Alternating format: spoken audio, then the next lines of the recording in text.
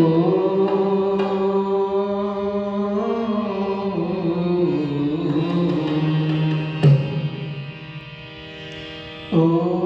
यभूतं च भव्यं च सर्वं यश्चादितिष्ठति स्वर्यस्य च केवलं तस्मै ज्येष्ठाय ब्रह्मणे नमः।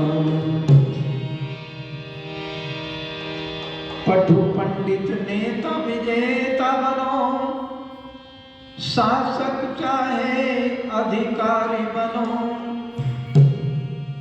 सिद्ध प्रसिद्ध प्रकाश बनो, चाहे योगी अति मठधारी बनो, सरपंच प्रधान पटवारी बनो, नागर चाहे वनचारी बनो, पर इतना ध्यान अवश्य रहे तुम मानवता के पुजारी बनो।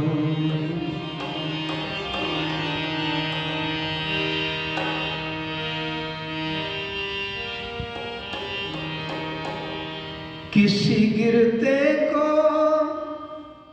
उठाए तो कोई बात बने, किसी गिरते को उठाए तो कोई बात बने,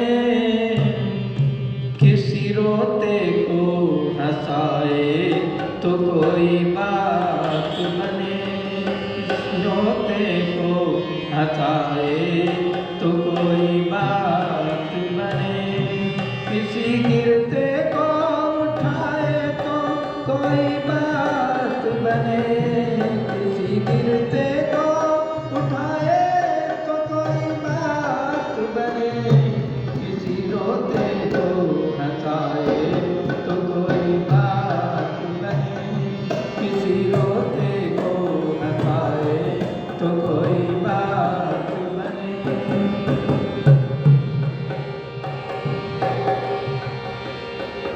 राहों में बिछाना तो बड़ी बात नहीं, कांटे राहों में बिछाना तो बड़ी बात नहीं, कांटे राहों में बिछाना तो बड़ी बात नहीं, फूल राहों में बिछाए तो बड़ी बात बने, फूल राहों में बिछाए तो बड़ी बात बने,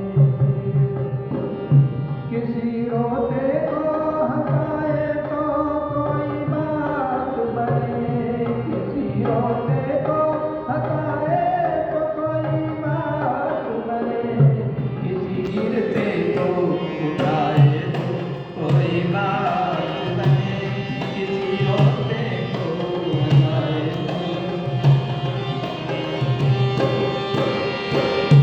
प्यार अपनों से तो हर कोई निभा लेता है, प्यार अपनों से तो हर कोई निभा लेता है, प्यार अपनों से तो हर कोई निभा लेता है, प्यार अपनों से तो हर कोई निभा लेता है, प्यार गैरों से निभाए तो कोई बात बने, प्यार गैरों से निभाए तो कोई बात बने, किसी गिरते को उठाए तो कोई बात बने, किसी गिरते को उठाए तो कोई बात बने, किसी रोते को हंसाए तो कोई बात बने, किसी रोते को हंसाए तो कोई बात बने। हंस के खुशियों में तो हो जाती है दुनिया शामिल, हंस के खुशियों में हंस के खुशियों में तो हो जाती है दुनिया शामिल, हंस के खुशियों में तो हो जाती है दुनिया शामिल। काम दुख दर्द में, काम दुख दर्द में आए तो कोई बात बने, काम दुख दर्द में आए तो कोई बात बने। किसी गिरते को उठाए तो कोई बात बने, किसी गिरते को उठाए तो कोई बात बने, किसी रोते को हंसाए तो कोई बात बने, किसी रोते को हंसाए तो कोई बात बने। प्यारे मित्रों, ये उपदेश वेद माता का, प्यारे मित्रों ये उपदेश वेद माता का, हम अमल में इसे लाए तो कोई बात बने, हम अमल में इसे लाए तो कोई बात बने।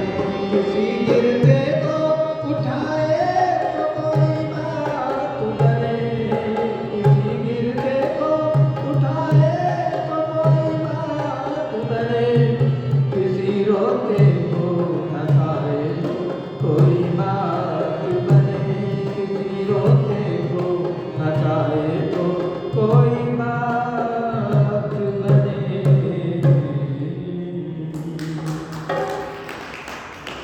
हमारे आर्य समाज के वरिष्ठ उप प्रधान श्रद्धेय डॉक्टर मिश्री लाल जी, आर्य समाज के कार्यकारी प्रधान भाई देवेंद्र सैनी जी, उप मंत्री सत्येंद्र रावल जी, अविनाश मल्होत्रा जी, ज्योति प्रकाश लाला जी, क्षेत्राम जी और हमारे सुरेंद्र रावल जी, बने सिंह जी, भाई श्याम सुंदर जी, अनुराग आर्य जी, मेरे साथ संगति कर रहे मास्टर जी, हमारी सहधर्मिणी जी, बहुत सुंदर विचार अभी आप सुन रहे थे।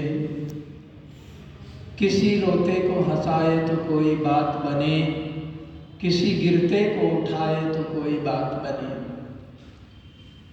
कांटे राहों में बिछाना तो बड़ी बात नहीं, फूल राहों में बिछाए तो कोई बात बने। संसार के उपकार करने का कार्य आर्य समाज ने संदेश भी दिया है और किया भी है संसार का उपकार। महर्षि देव दयानंद जी इतना बड़ा क्षेत्र हमको दे करके गए हैं, सबसे पहली उन्नति उन्होंने बताई। कौन सी उन्नति? शारीरिक उन्नति। शरीर हमारा स्वस्थ हो, शरीर हमारा निरोग हो, शरीर हमारा हर्षपुष्ट हो, शरीर हमारा योगों से युक्त हो, शरीर हमारा रोगों से मुक्त हो, शरीर हमारा प्रसन्नता से युक्त हो। स्वस्थेनो शरीरेनो प्रसन्ना भवन्ति, स्वस्थेनो शरीरेनो प्रसन्नो भवन्ति, अर्थात स्वस्थ शरीर में प्रसन्नता रहती है। रोग मुक्त जब शरीर होता है तो उसके अंदर हर्ष होता है, उमंग होती है, उल्लास होता है, और स्वस्थ व्यक्ति ही सब कार्य संपूर्ण अपने कर सकता है। तो ऋषिवर देव दयानंद ने सबसे पहले शारीरिक उन्नति, हमारा सात्विक आहार हो, सात्विक विचार हो, सात्विक व्यवहार हो, शुद्ध पवित्र व्यवहार हो, तो सबसे पहली उन्नति महर्षि स्वामी दयानंद जी महाराज ने शारीरिक उन्नति का। और उसके बाद में शारीरिक उन्नति जब हो जाए तो आत्मिक उन्नति, अर्थात हमारे आत्मा ने प्रतिकूलानि समाचरेत्, जो हमारी आत्मा के अनुकूल है उसी को हम दूसरों को भी समझे। हमें गाली देता है कोई तो हमें दुख होता है, तो दूसरों को हम वो व्यवहार करें उन्हें भी दुख होता होगा। कोई क्रोध करता है हमारे ऊपर, हमें दुख होता है, तो हम भी किसी पर क्रोध करते हैं तो उन्हें भी दुख होता होगा। तो अपनी आत्मा के अनुकूल ही सब समझना चाहिए, आत्मिक उन्नति करनी चाहिए। आत्मा में लभते बलहीना, अर्थात आत्मा का लाभ भी बलहीन व्यक्ति को प्राप्त नहीं होता। इसीलिए सबसे पहले महर्षि स्वामी दयानंद जी महाराज ने शारीरिक बाद में आत्मिक उन्नति का। तो आत्मिक उन्नति हम करें और उसके बाद में फिर सामाजिक उन्नति। शारीरिक, आत्मिक और सामाजिक उन्नति करना इस समाज का मुख्य उद्देश्य है। ये परमात्मा की कृपा से महर्षि स्वामी दयानंद जी यहाँ पर आए, नहीं तो लोग जानते भी नहीं थे कि ईश्वर क्या है। अभी बात कर रहे थे अविनाश मल्होत्रा जी कि ईश्वर को माने या ईश्वर को जानकर माने। पहले जाने, ऋषिवर देव दयानंद ने यही कहा, पहले जाने और फिर माने कि उसके अंदर वो गुण घटते हैं कि नहीं घटते ईश्वर में। न तस्य प्रतिमा अस्ति, अर्थात परमात्मा की कोई मूर्ति नहीं होती, वो तो निराकार है। दूसरे नियम में 23 विशेषण दिए हैं। ईश्वर सच्चिदानंद स्वरूप, निराकार, निर्विकार, अनादि, अनुपम, सर्वाधार, सर्वेश्वर, सर्वव्यापक, सर्वांतर्यामी, अजर, अमर, अभय, नित्य, पवित्र और सृष्टि करता है। ये 23 विशेषण दिए हैं जिसमें घटते हैं वही तो ईश्वर है। तो बहुत सुंदर हम कहते भी आ रहे हैं, सुनते भी आ रहे हैं, कहते भी जा रहे हैं, सुनते भी जा रहे हैं, पर हमने मणभर चर्चा की अपेक्षा कणभर आचरण अति श्रेष्ठ है। आचारहीनम न पुनंति वेद। आचरणहीन व्यक्ति को वेद भी पवित्र नहीं कर सकता। अच्छा, जिस गुरुकुल में धर्मराज युधिष्ठिर पढ़े थे उसी गुरुकुल में दुर्योधन और दुशासन भी पढ़े थे, भीम और अर्जुन भी पढ़े थे।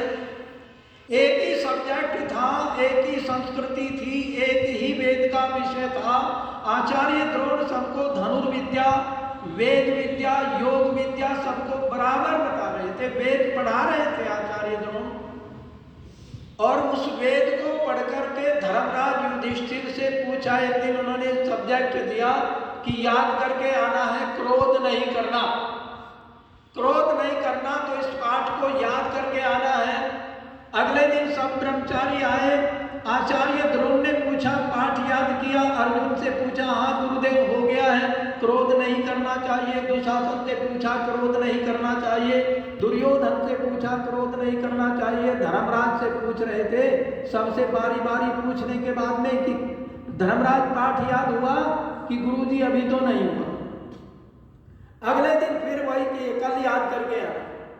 कल फिर आया, तीसरे दिन, चौथे दिन गुरुजी को, आचार्य द्रोण को गुस्सा आया और क्लास लगा दी धर्मराज युधिष्ठिर के, और डंडा लगा करके उनके 5-4 डंडे उनकी कमर पर, पीठ पर लगाए। और धर्मराज युधिष्ठिर हंसते रहे। क्रोध का लेश मात्र भी उनके चेहरे पर एक रेखाएं भी नहीं दिखाई दी। कि तुमने पाठ याद किया? हाँ गुरुजी याद, पाठ याद हो गया। कि गुरुजी आपने इतना प्रताड़ना की है, इतना मुझे जो पिटाई की है, पर मेरे ऊपर जरा सा भी क्रोध का लेश मात्र भी भाव नहीं आया मेरे चेहरे पर, आपने देख लिया। अब मैंने पाठ को याद किया। तो धर्मराज के चरित्र में वो बातें थी जो आचार्य ने सिखलाई, परंतु दुर्योधन के आचरण में वो बातें नहीं। अहम जानामि धर्म, अहम जानामि अधर्म, अहम जानामि धर्म, अहम प्रवृत्ति। मेरी उसमें प्रवृत्ति नहीं है। धर्म को जानता हूं, धर्म क्या चीज है, पर मेरी प्रवृत्ति नहीं है। और अधर्म को भी जानता हूं, उसमें मेरी निवृत्ति नहीं है, उससे मेरा छुटकारा नहीं होता, जानता तो हूं। तो वेद तो पढ़े, वेद पढ़ करके दुर्योधन ने भी पढ़े और धर्मराज युधिष्ठिर ने भी। लेकिन वही बात हमारे ऋषि कह रहे हैं कि आचारहीनम न पुनंति वेदा। आचरणहीन व्यक्ति को वेद भी पवित्र नहीं कर सकता। वेद तो रावण ने भी पढ़े थे, 10 के अंदर उसको कहा जाता है 6 शास्त्र और 4 वेदों का ज्ञाता था, पर आचरण में नहीं था। वेदों का प्रकांड विद्वान था, वेदों की परिभाषा जानता था, वेदों के